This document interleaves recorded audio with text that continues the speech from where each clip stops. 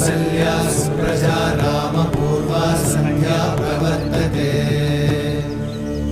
उत्तिष्ठ नरशार्दूल कर्तव्यं दैवमाह्निकम्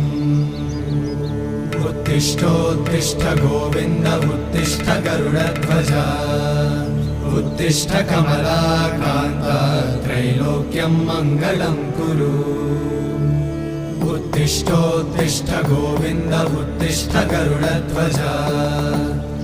उत्तिष्ठ कमलाकान्त त्रैलोक्यं मङ्गलं कुरु